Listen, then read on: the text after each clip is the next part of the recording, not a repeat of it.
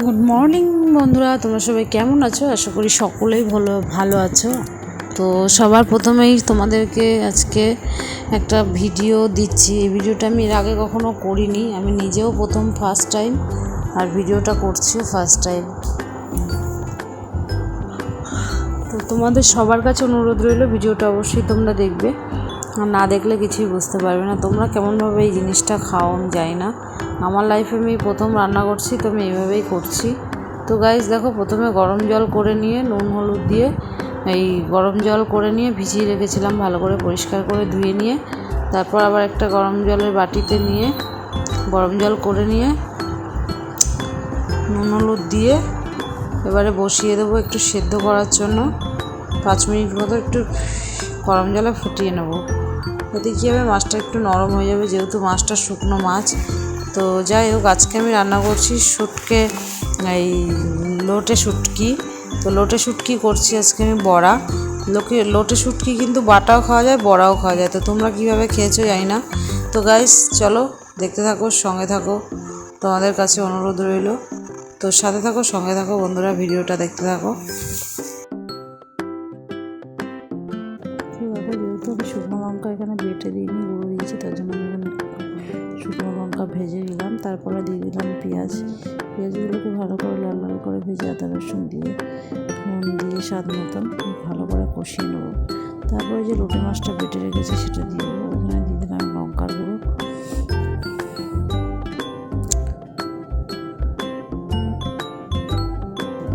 মশলাটা ভালো করে রাখা লোটে মাছটা দিয়ে দিলাম, ভালো করে নেড়েছে মাছে।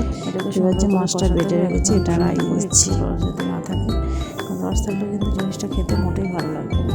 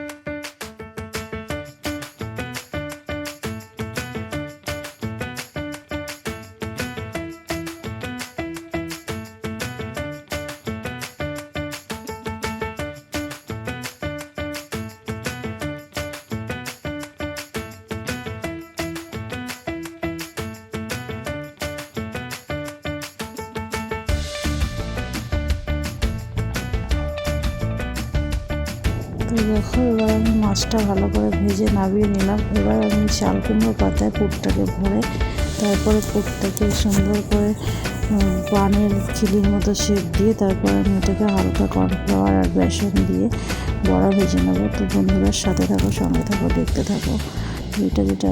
যারা এখনও পর্যন্ত আমার চ্যানেলে আসেনি তারা অবশ্যই চ্যানেলটাকে সাবস্ক্রাইব করে দাও, অন্য সুন্দর সুন্দর রান্নার রেসিপি দেখার জন্য আমার চ্যানেলটাকে অবশ্যই সাবস্ক্রাইব করে দিয়ে পাশে থাকবে। তো যারা চ্যানেলটাতে এখনও সাবস্ক্রাইব করোনি তারা অবশ্যই চ্যানেলটাকে সাবস্ক্রাইব করে দেবে বন্ধুরা। আমার ভিডিওগুলো দেখার জন্য অসংখ্য ধন্যবাদ তোমাদেরকে।